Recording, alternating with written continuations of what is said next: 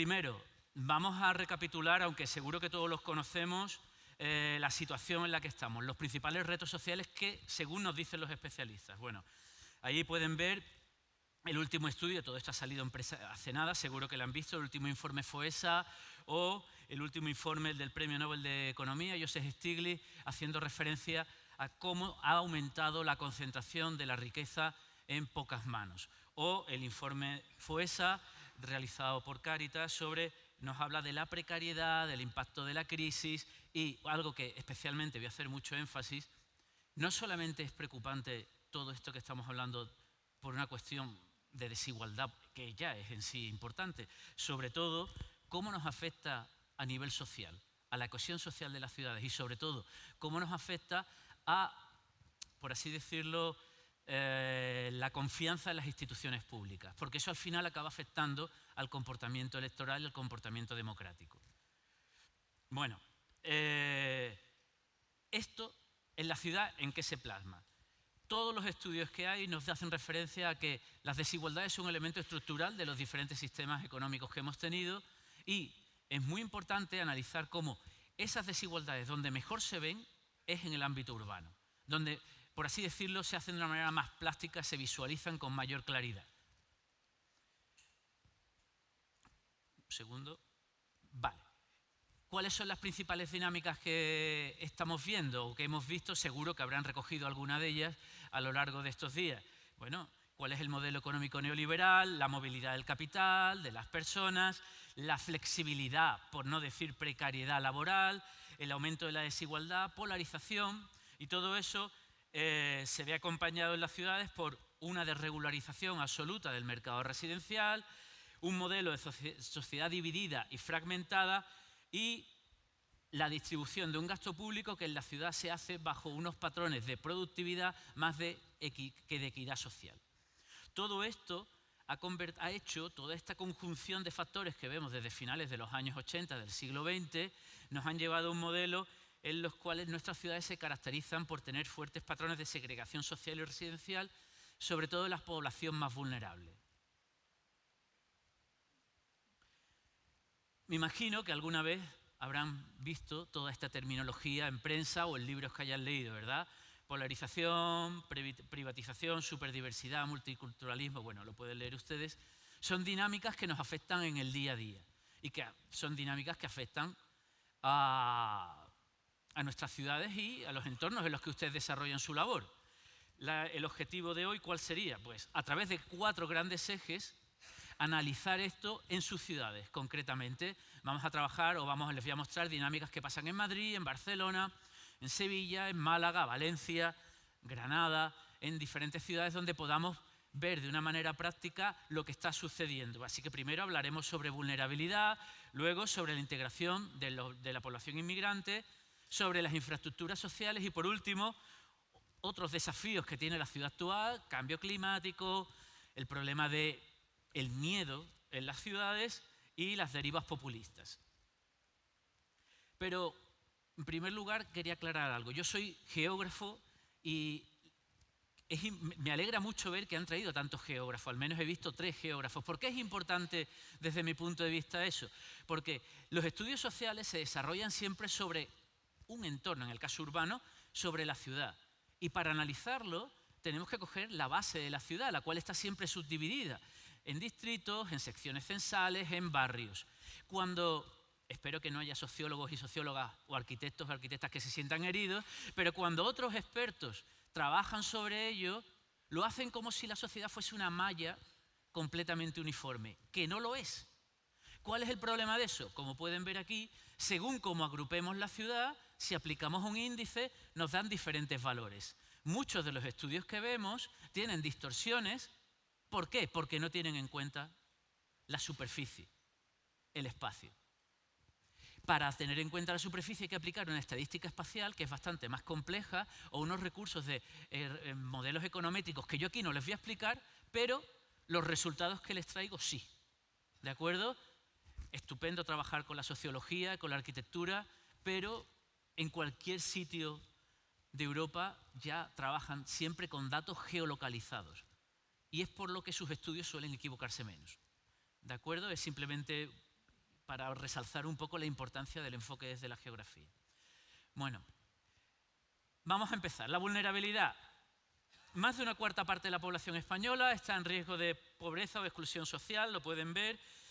Todos los estudios económicos que hay nos hablan del carácter crónico de la desigualdad y de la pobreza, de cómo se ha generado una recuperación tras la crisis que ha perseverado en el modelo de desigualdad, incluso que ha acentuado este modelo, y cómo, a grandes rasgos, las dinámicas de segregación, gentrificación y turistificación, ¿qué es lo que han hecho? Suburbanizar la pobreza. Han mandado a los grupos más vulnerables a las periferias de las ciudades y de nuestras áreas metropolitanas.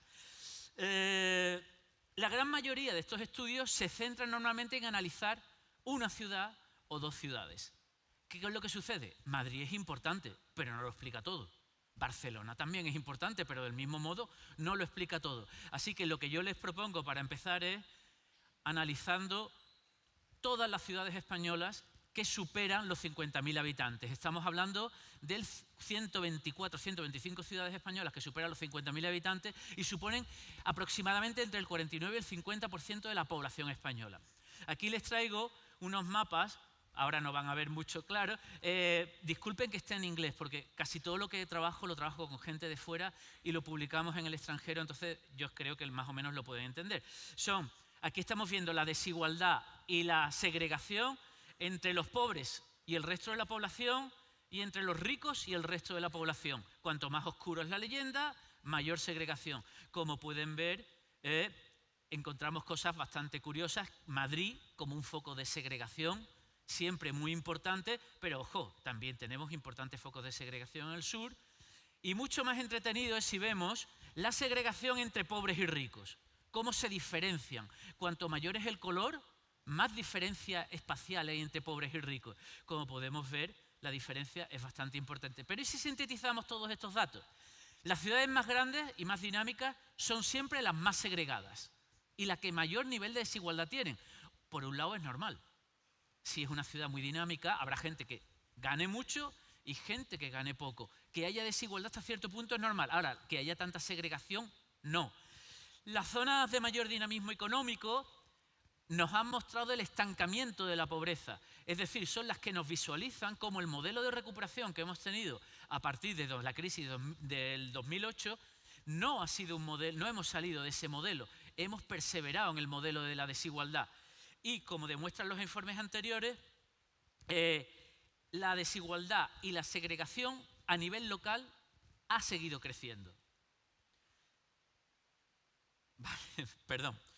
La desigualdad de ingresos se plasma en segregación claramente de la riqueza y el espacio urbano nos muestra cómo cada vez más vive la gente separada por clases.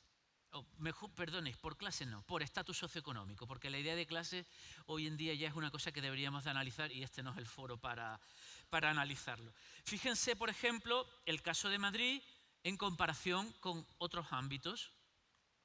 Madrid se ha convertido en un foco de desigualdad bastante importante, ¿de acuerdo? Vuelvo a repetir, hasta cierto punto es normal, es la ciudad o el área metropolitana más dinámica de España y es normal que se pueda encontrar ciertos niveles de desigualdad. ¿Y si analizamos ahora solamente desigualdad? Esta es la evolución de la desigualdad a nivel europeo para los países del sur de Europa. Claramente, aunque la desigualdad en los países del sur de Europa baja, tenemos unos niveles de desigualdad superiores a los de Europa y superiores, por ejemplo, a los del modelo francés. Y miremos ahora nuestras áreas metropolitanas. Ojo, hemos cogido, mis compañeros y yo, las 4 principales áreas metropolitanas, principales áreas metropolitanas que suponen el 25% de la población española. ¿De acuerdo? Es una muestra, disculpen, bastante importante. Aparentemente sube el nivel de ingresos y baja la desigualdad. Sí, eso está claro, ¿no? No hay duda.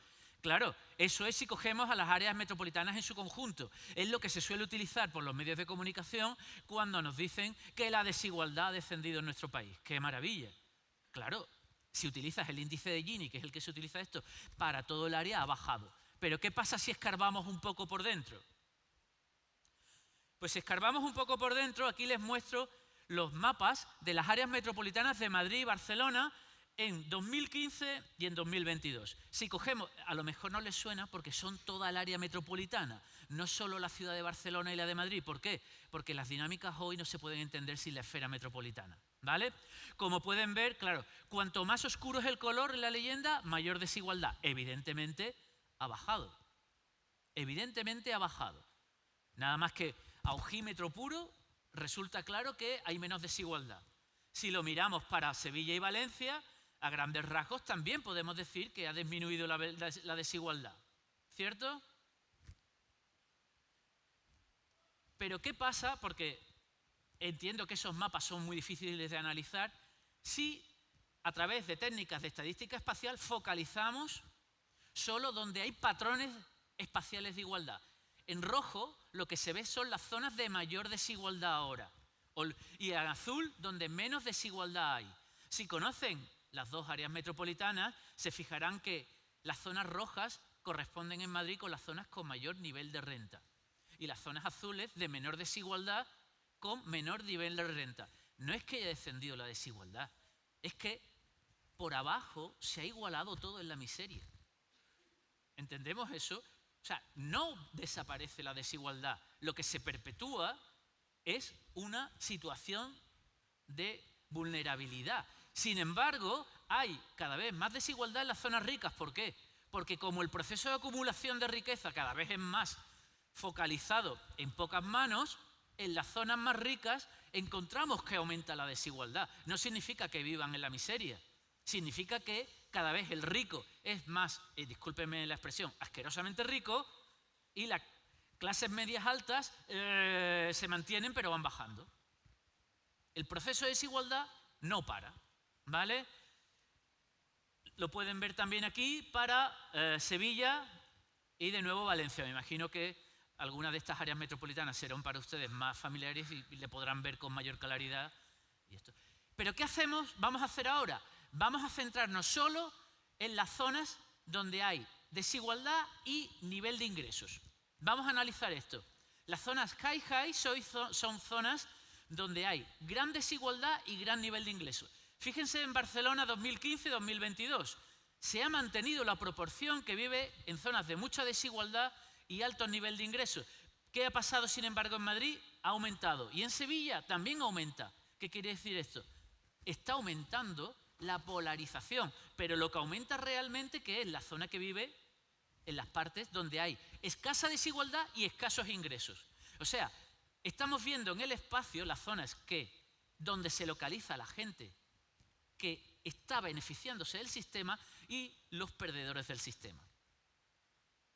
Esto nos lo muestra, estamos viéndolo aquí para Barcelona, si conocen la ciudad de Barcelona se ve mejor, para Madrid, para Sevilla y para el área metropolitana de Valencia. ¿Qué nos muestra esto? Que lo que denominan los anglosajones de manera eufemística left behind areas, son, en vez de decir zonas de miseria, le llaman zonas que se quedan atrás. Queda más bonito, ¿verdad? No resulta tan triste. Pues las left behind areas cada vez se asientan más en nuestro modelo social y cada vez más gente vive en este tipo de áreas. ¿Cuál es el problema? Que todos los estudios que se están realizando a nivel europeo, a nivel de Estados Unidos, relacionan las left behind areas con ascenso de pensamiento populista, votos a partidos populistas y polarización electoral. O sea, la desigualdad democráticamente nos renta, pero no nos acabamos de enterar. Esta imagen no es mía, es la única que no es mía, pero me ha parecido sumamente interesante. Esto es un mapa anamórfico, se deforma según el tamaño de la variable. ¿Qué han hecho mis compañeros? Son unos compañeros de la Universidad de Granada. Han cogido cómo ha cambiado el precio de la vivienda desde el 2012 a 2022 y lo han reflejado. Fíjense. Esta es la distorsión. ¿Dónde se está distorsionando el precio? ¿Dónde está aumentando el precio de una manera brutal? Las áreas metropolitanas que acabamos de ver antes. Falta Málaga. Málaga no la he metido, luego meteremos cosas de Málaga, ¿vale? Pero, bueno, efectivamente, también falta Valencia. Discúlpenme, yo si participan se lo agradezco porque soy docente natural y lo que me gustaría es que hubiese diálogo, pero como lo vean, ¿vale? Y ellos mismos elaboran esta gráfica muy interesante. Fíjense cómo ha crecido el precio de la vivienda. Fíjense cómo ha crecido todos los índices de desigualdad. Este gráfico se lo traigo para engarzar con lo que están viendo en las otras sesiones. Esto no es neutro. El problema de la vivienda es la base, en gran medida, del problema de la desigualdad y de la pobreza que tenemos. ¿De acuerdo? Insisto, estos gráficos no son míos, pero son buenos amigos y creo que hay que utilizar los materiales de la gente que trabaja bien. Resumamos un poquito. En las áreas metropolitanas españolas, los altos ingresos no solo son más, las zonas de altos ingresos no solo son más ricos, sino que también son más desiguales. Lo que nos muestra que la disparidad, el comportamiento y la polarización social en nuestro país cada vez es mayor. La acumulación de riqueza se produce en zonas donde es fruto de la financiarización de la vivienda. Hablando antes con compañeros en la habitación, lo estábamos hablando, la financiarización de la vivienda siempre la achacamos normalmente ¿a qué? A los grandes fondos de inversión. Ojo, nuestros comportamientos personales, con nuestras compras personales de vivienda, también influyen en esta financiarización y no lo podemos olvidar. Todos queremos tener nuestro dinero en un sitio seguro. ¿Y ese sitio seguro a qué lo asociamos? Al ladrillo. Y ese es un problema que no lo podemos olvidar, ¿vale? Y la acumulación constante de riqueza en pocas manos visualiza la desigualdad en el territorio básicamente. Para ir un poco más rápido, esta desigualdad claramente tiene una estructura espacial. El espacio no es neutro. El espacio es muy curioso porque la gente puede disimular su comportamiento o sus ideas en una encuesta. Puede tener un intento de disimular, por ejemplo, ¿estás a favor de la inmigración? Y te dicen, sí. Y lo pueden disimular. Tienen una respuesta políticamente correcta. Pero en el espacio la gente se mueve y no es consciente que deja su huella. Pues claramente la desigualdad es espacial. ¿De acuerdo? Al igual que en otras áreas urbanas europeas, las lesbianarias se están convirtiendo en un fenómeno no solo regional, sino también local. Y además las tenemos que asociar a inestabilidad, en el fondo, en el punto de vista de confianza en las instituciones democráticas y comportamiento electoral, que discúlpenme, es algo que también trabajo normalmente, pero este no es el foro, aunque ahora vamos a traer algo también de eso. ¿Por qué? Porque es que no lo podemos desligar claramente de nuestro comportamiento social y espacial. Además, y esto ya, discúlpenme, además de esto que nosotros trabajamos mucho en agenda urbana, en el desarrollo de las agendas urbanas. Es fundamental desarrollar instrumentos que las agendas urbanas permitan hacer un seguimiento de cuáles son los ámbitos de desigualdad, dónde hay que focalizar las políticas públicas y ahora esas políticas públicas deben de tener indicadores que nos muestren si su seguimiento y su aplicación está siendo adecuada o no. Una política pública que no tenga un indicador que nos permita ver su trazabilidad, discúlpenme, no es válida. Si no, ¿cómo sé si estoy invirtiendo el dinero donde hace falta? ¿Comprenden? Entonces, es fundamental generar indicadores que nos permitan analizar eso.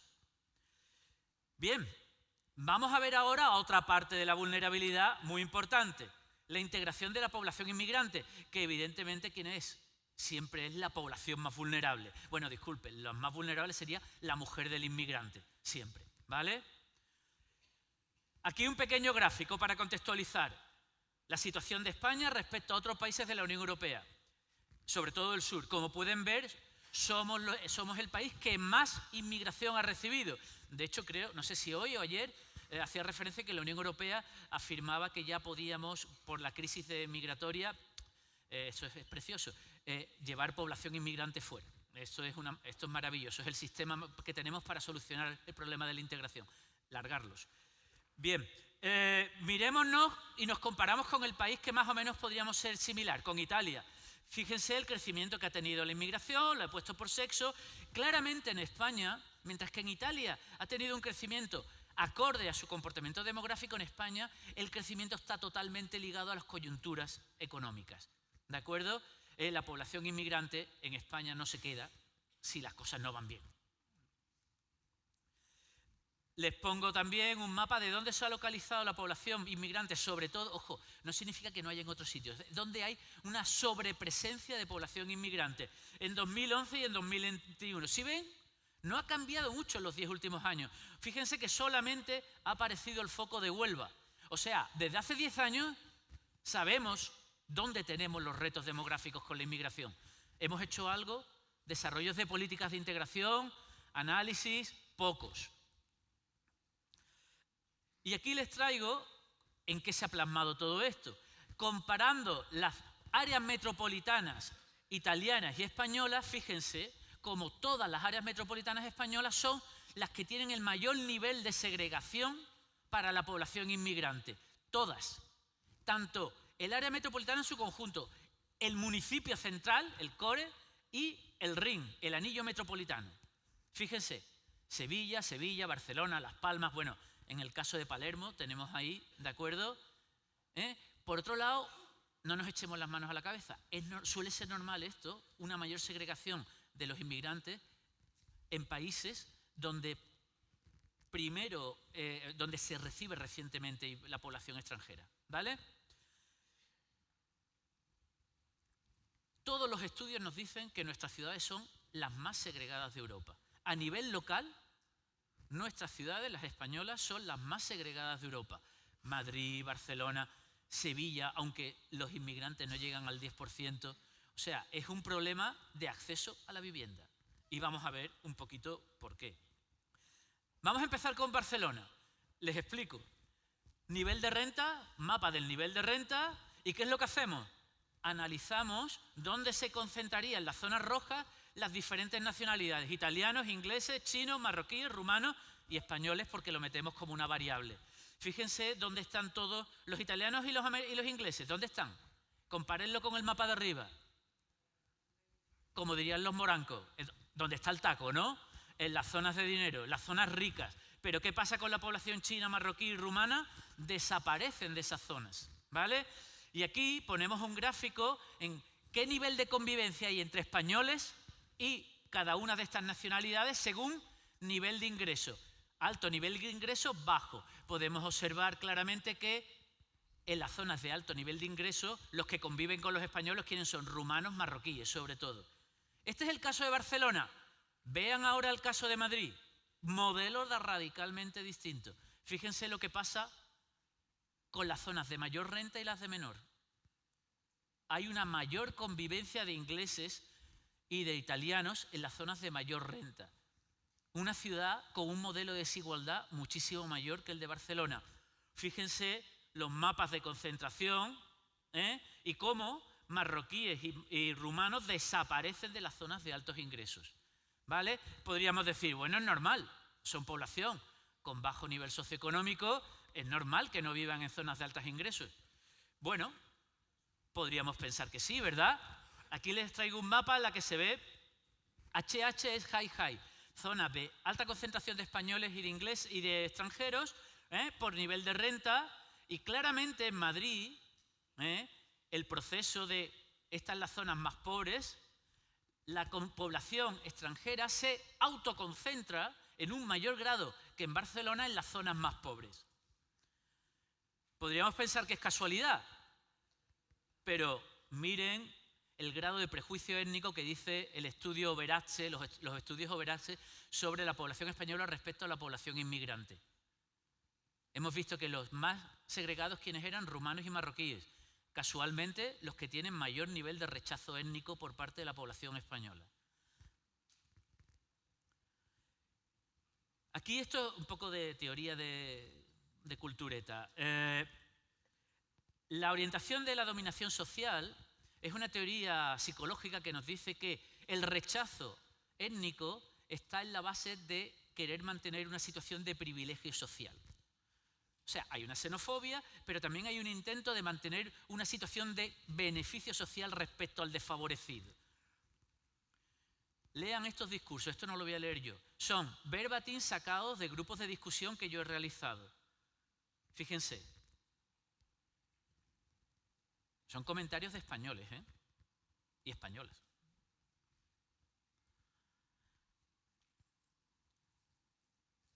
Me ha sorprendido tantísimos países viviendo allí. Eso es la ONU. Me da temor. Yo allí sola no me planto. Simplemente por pasar. Todavía es mejor tal vez el que he puesto en verde. Nosotros hemos pasado por allí con la bici y el carril bici y te miran como diciendo, ¿vosotros qué hacéis aquí metiendo las narices en mi barrio? teniendo en cuenta que pasar con bici pueden ser 10 segundos, qué capacidad de análisis gestual, ¿verdad? Ojo, no crean que me estoy burlando de estos miedos. No, no, no, en absoluto. Yo los entiendo. El miedo es normal. El miedo ante los cambios sociales es algo habitual. Aquí les pongo unos cuantos más, ¿de acuerdo? Ese miedo es normal. Lo que no es normal es que si sabemos que existe un elemento fundamental en la integración de la población inmigrante, que es vencer los miedos de la población nativa, los programas de integración sean prácticamente inexistentes. El más potente que yo he conocido lo desarrolló la Fundación La Caixa. ¿Cuándo lo quitó? Cuando vino la crisis del 2008. Es que ese tipo de programas no deben ser hechos por... Ojo, que si lo hace una institución bancaria, magnífico, pero no debe ser el elemento fundamental que lo haga. Muestra de ello de manera gráfica, Sevilla. Les pongo un mapa de nivel de renta y un mapa de la población inglesa. Está claro dónde viven los ingleses, ¿no? Veamos los italianos. En el centro, la zona de Nervión, la zona... Miremos los marroquíes. Y como ponen los verbatim, ellos llaman, tienen dinero para alquilar y para pagar, pero a la segunda que les dicen, no me vuelvas a llamar. Ojo, y esto tiene peor perspectiva. Si leen los estudios de Provivienda sobre la xenofobia en el alquiler, les va a interesar mucho. Como sigamos en este camino, va a ser peor porque, por ejemplo, en el caso belga, esta discriminación es más fuerte respecto a la segunda generación que a la primera. ¿Por qué? Porque como los recién llegados, los belgas, discúlpenme que generalice como los belgas, la sociedad belga es consciente que no conocen las leyes y los pueden manipular y explotar, sin embargo, la segunda generación educada en Bélgica no los pueden explotar, no los quieren. Entonces, todo esto no se resuelve solo. Esto no lo resuelve el mercado. ¿De acuerdo? Bien, bueno. ¿Y qué pasa si analizamos 124 ciudades? No Sevilla, no tal. ¿Qué nos dice un estudio desarrollado a nivel territorial sobre 124 ciudades? Pues nos dice, sintetizando porque no sé cómo voy de tiempo, discúlpenme, ¿qué es lo que nos dice? Nos dice básicamente que el origen del inmigrante determina totalmente su integración en el territorio. La xenofobia de la población nativa incide de una manera tremenda, por no decir determina, de qué modo se va a integrar el inmigrante, ¿vale? Y cuando el inmigrante que es de la UE, o sea, el inmigrante rico, no tiene normalmente problemas para moverse de una ciudad a otra y elegir dónde vivir. Sin embargo, el inmigrante que no es de la UE, eso es un problema para él. Y si ahora miramos solo las grandes ciudades. Hemos analizado solo las grandes ciudades, donde se concentra el mayor porcentaje de población extranjera. Vamos a ser optimistas en esta ocasión. Los estudios nos dicen que las personas con ingresos medios empiezan a tener un mayor contacto con mayor grado de diversidad étnica en sus ciudades.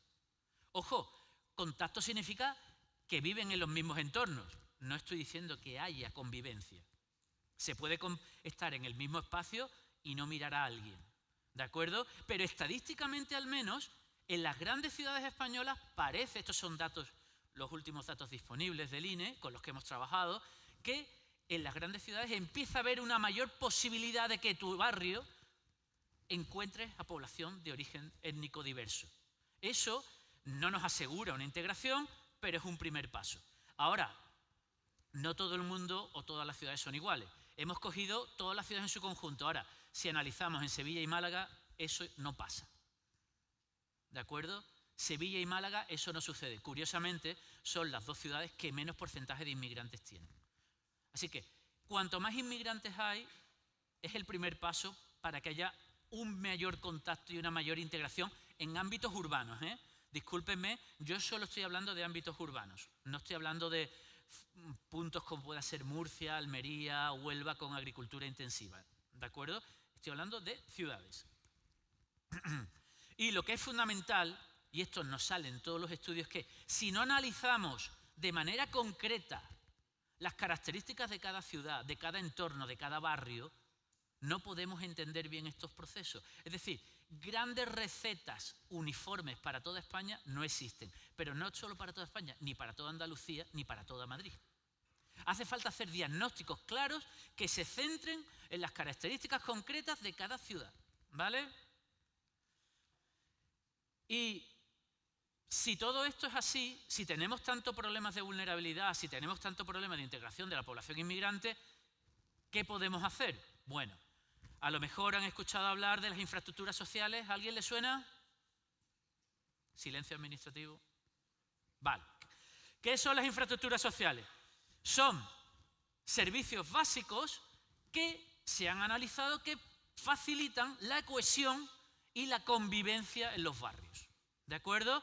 Es un Klinenberg, un sociólogo americano, no es que descubriese la Coca-Cola, pero es el que ha teorizado sobre ello, que nos habla de cómo esas infraestructuras sociales son básicas para favorecer la cohesión, el contacto grupal y, por así decirlo, facilitar la convivencia en los barrios. Un elemento que, discúlpenme, viendo el panorama que tenemos, es básico.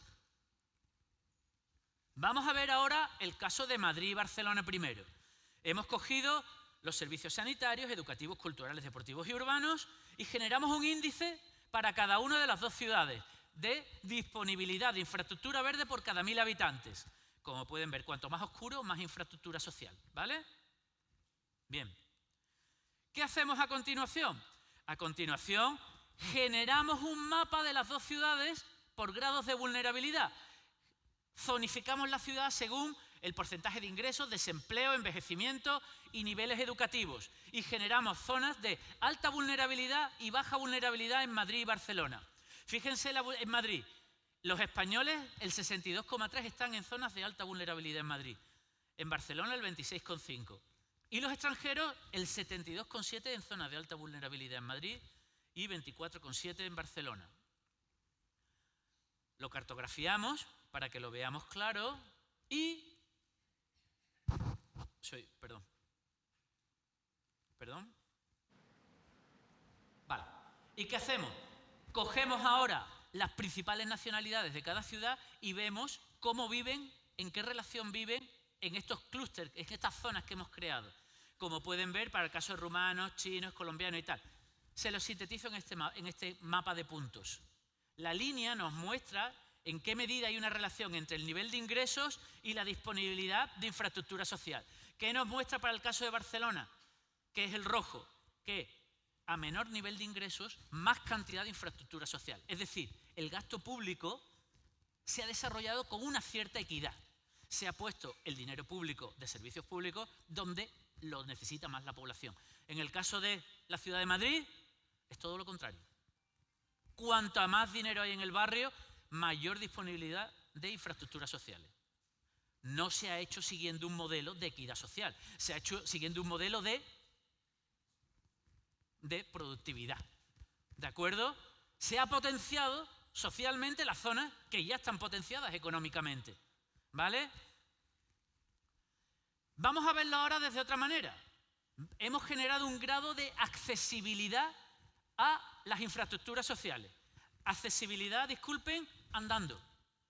Para que sea accesibilidad sostenible. Es decir, el grado de que una persona, cómo le costaría llegar o no llegar a una infraestructura social. Para Barcelona, hemos cogido todo el área metropolitana para, cuanto más oscuro, mayor grado de accesibilidad. Primera sorpresa, el área metropolitana de Barcelona tiene mayor grado de accesibilidad a las infraestructuras sociales que la ciudad central. ¿Tendrá algo que ver con que son la única área metropolitana reconocida de España? Saben ustedes que no existe otra área metropolitana reconocida, ¿verdad? No hay un mecanismo administrativo como área metropolitana, solo el de Barcelona, lo cual le ayuda ¿a qué? A coordinar esfuerzos. No significa que esto no es que sea perfecto, pero hay una coordinación de esfuerzos, ¿vale? ¿De acuerdo? Les pongo ahora el mapa para que lo visualicen mejor. De nuevo, el rojo, donde más infraestructuras sociales hay y mayor acceso para el ciudadano andando. ¿De acuerdo?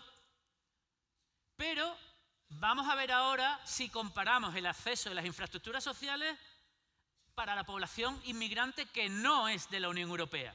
Este mapa es un poco complicado porque es un mapa de doble eje. Aquí, cuanto más violeta, más inmigrantes fuera de la UE. Cuanto más marrón, mejor es la accesibilidad. O sea, lo ideal es que todo fuese en marrón oscuro. ¿Por qué? Porque sería que hay muchos inmigrantes y mucha accesibilidad. ¿Hay mucho marrón oscuro? No, ¿verdad? Así que Barcelona no es perfecta, ¿eh? Que les he mostrado aquí que esto parece que me he criado yo allí, pero no. Barcelona no es perfecta y también tiene sus problemas. De hecho, no todo es color de rosa. Vamos a seguir en Barcelona y van a decir, ¿por qué este señor que viene de Sevilla habla tanto de Barcelona? Una cosa fundamental, tiene una política de Open Data maravillosa. Todos los datos de Barcelona están disponibles para cualquier ciudadano. Cada árbol de Barcelona se puede saber. Y eso es fundamental porque para el ciudadano pueda tomar sus decisiones y, por supuesto, ustedes, con su labor sindical, puedan tomar sus decisiones, hay que hacer diagnóstico, ¿verdad? Y el diagnóstico tiene que ser público y abierto. Si no hay datos, ¿cómo lo hago? Por eso trabajo tanto con Barcelona. No es porque tenga una debilidad ni nada. Vale, les pongo ahí centros educativos públicos y privados, bibliotecas públicas y privadas y centros deportivos públicos y privados. ¿Por qué? Porque son las infraestructuras sociales que hemos considerado que más influyen para la población joven y su integración.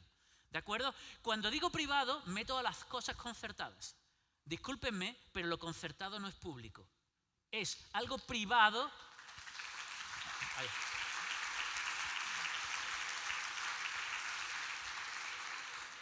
Es algo privado pagado por todos los ciudadanos y ciudadanas, ¿verdad?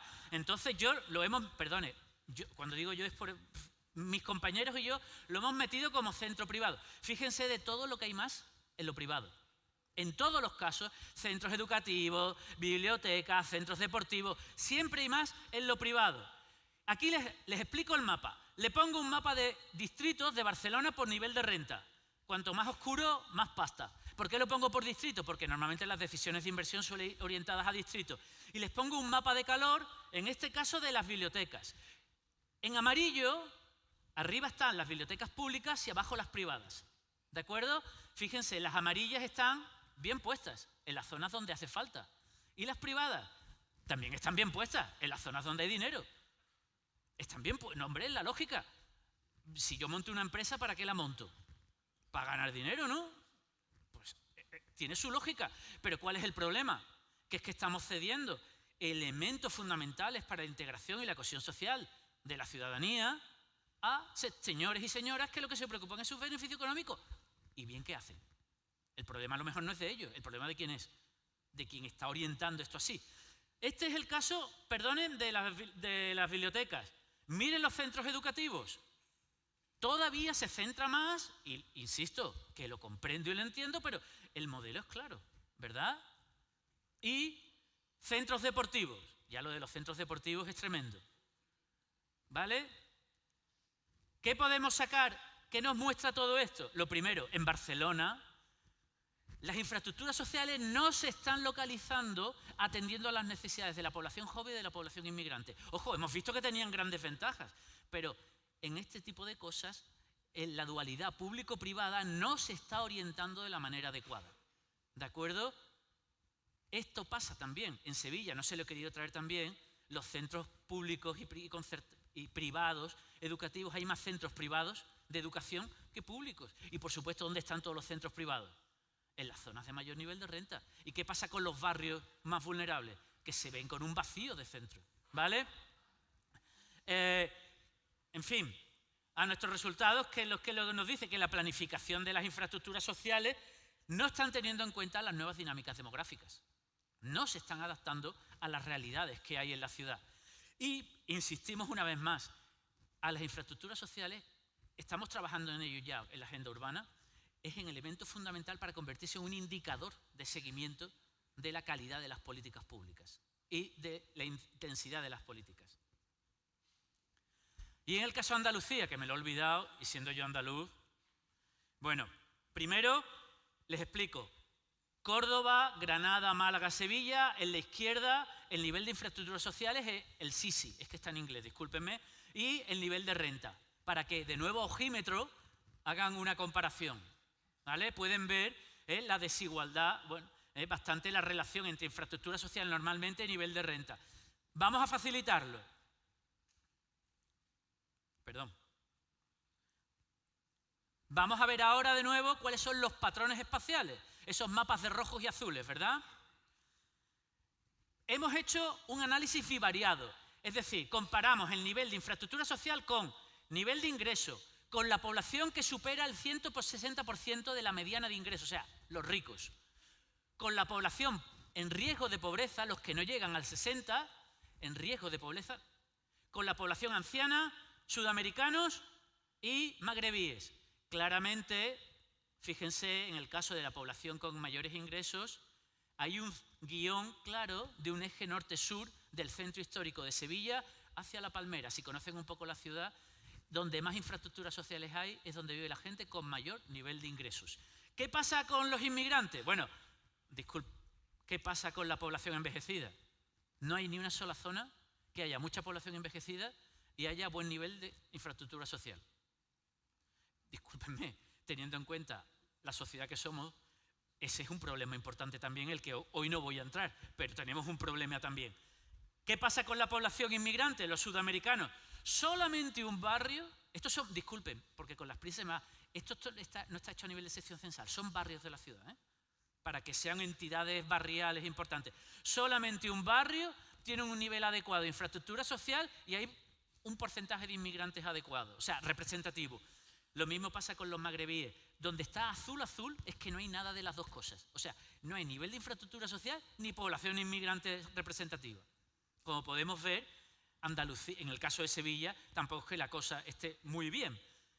Málaga, un modelo muy parecido. ¿De acuerdo? Este es el caso de Málaga, también a nivel barrial, un modelo muy parecido. Pero como entiendo que los mapas pueden costar un poco de trabajo entenderlo, y esta tabla es muy fácil. El primer nivel, barrios con alto nivel de infraestructura social y alto nivel de renta. El 59,3% de los sevillanos viven en ese sitio. En Málaga el 44,8%. Bien, ¿vale? Población en barrios con bajo nivel de infraestructura social. En Málaga casi el 30%. En Sevilla en una quinta parte. Población en barrios de alto nivel de infraestructura social y de renta. Bueno, y población en barrios con bajo nivel de infraestructura social y bajo nivel de renta. Aquí ya nos empezamos a preocupar. El 12% en Sevilla y el 13% en Málaga. Y si ahora además analizamos en qué barrios, que sabemos que hay esa vulnerabilidad, se aplican políticas públicas para la vulnerabilidad y en cuáles no, ya la situación es más alarmante. ¿Qué políticas públicas hemos buscado?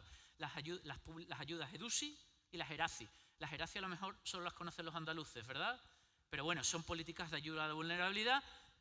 En la mayoría no se aplica, en el 12,2% de la población malagueña vive en zonas de vulnerabilidad sin que se le aplique política pública.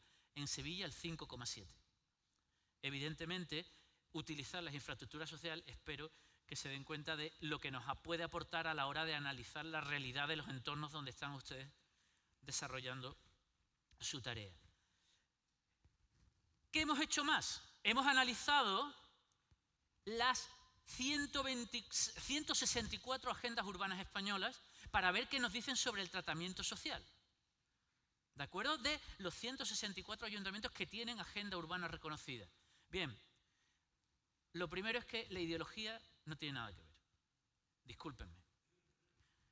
Ayuntamientos del PP y ayuntamientos del PSOE no nos dice que estadísticamente, entiéndanme, varíe su tratamiento de las infraestructuras sociales.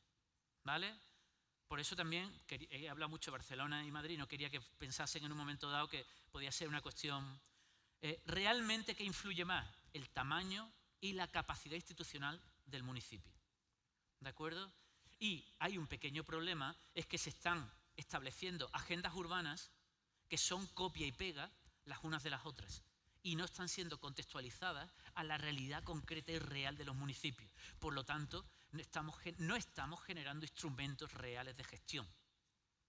¿Vale? No sé si alguien de aquí habrá trabajado en agenda urbana, pero creo que saben lo que digo. Se paga un técnico, se hace un copy-paste y lamentablemente tenemos el documento pero no la solución. ¿De acuerdo? ¿Tienen más ganas de seguir viendo mis series? Bueno, pues vámonos ahora con otro tipo de, discúlpenme para ver si no se me duerman, de retos. El calor. Hemos analizado también el calor, que ya es una variable fundamental en nuestras ciudades, ¿verdad? Los desafíos del cambio climático, a no ser que sean ustedes seguidores de Donald Trump, creo que es algo, bueno, y de algún que otro político español, indudable.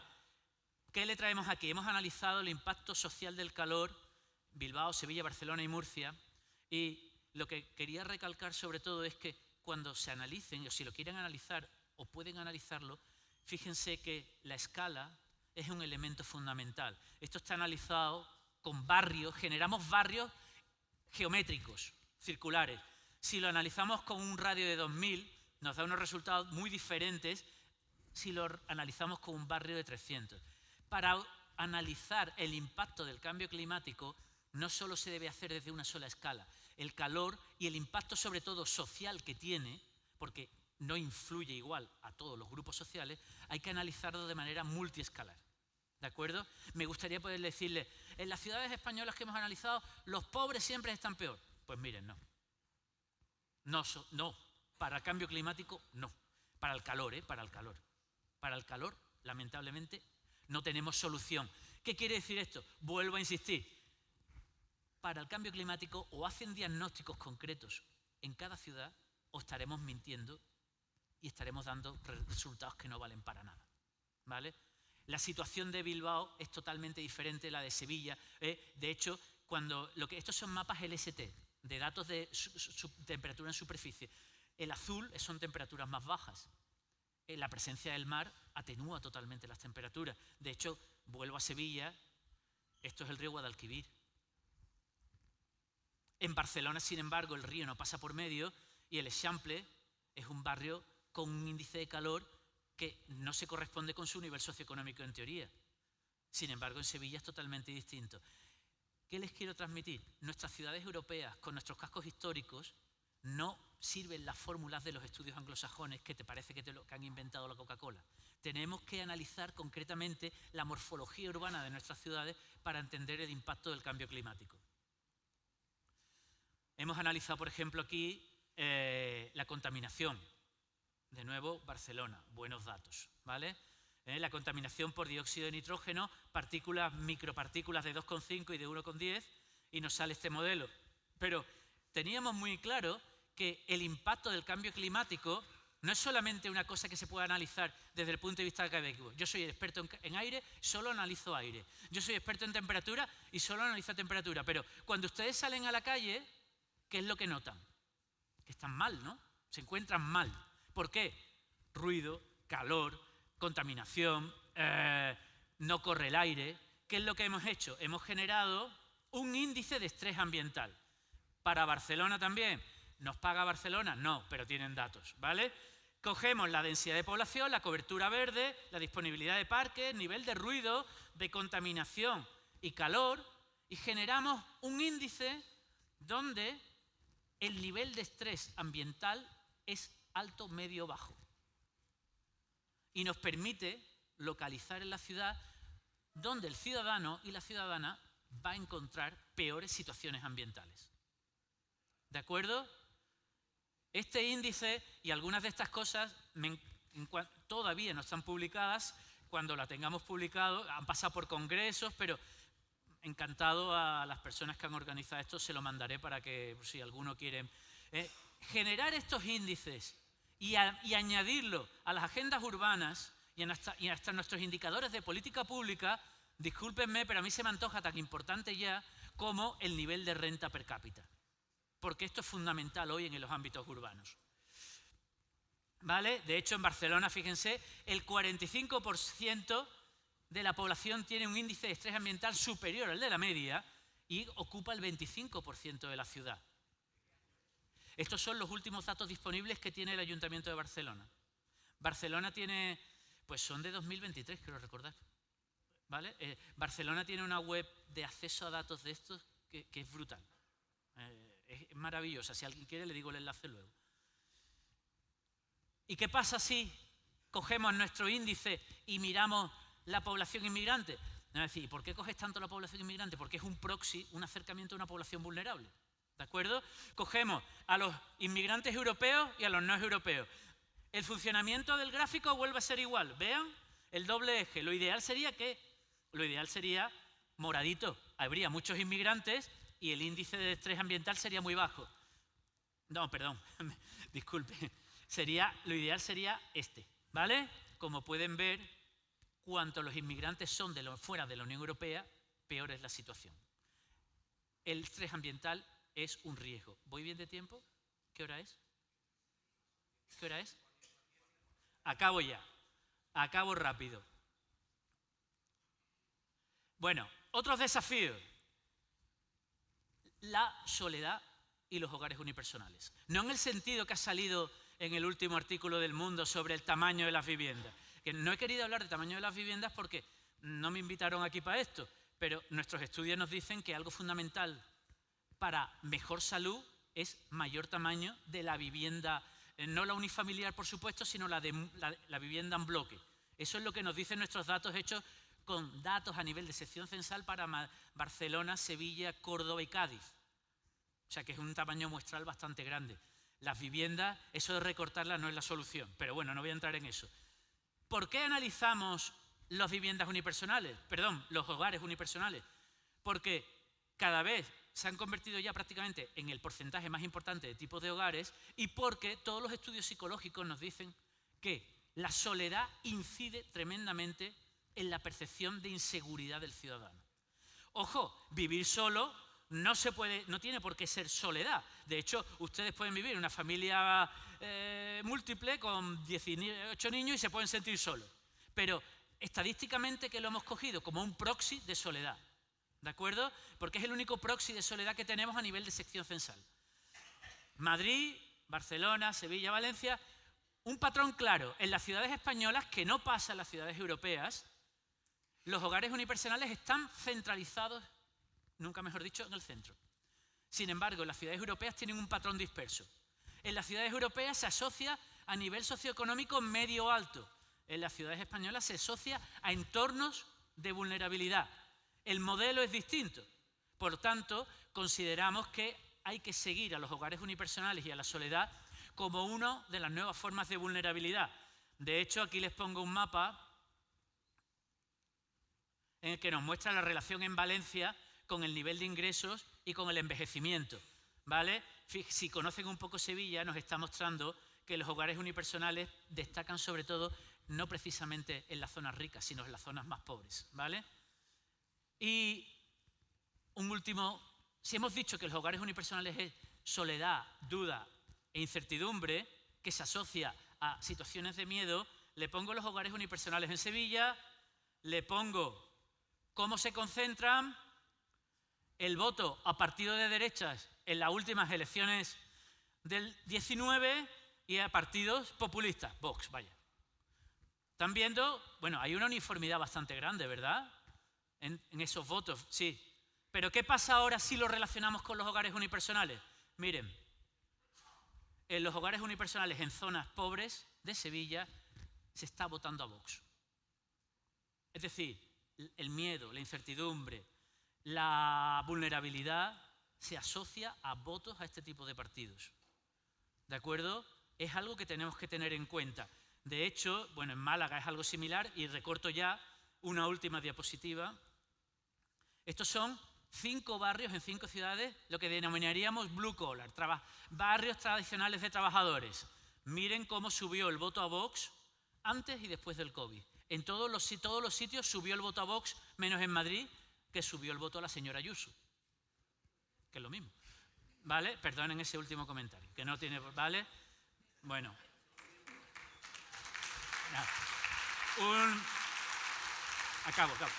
Nada, aquí unas conclusiones finales y si lo quieren y si lo necesitan, les pongo unos enlaces a visores que son todos a nivel nacional de donde hemos sacado estos datos.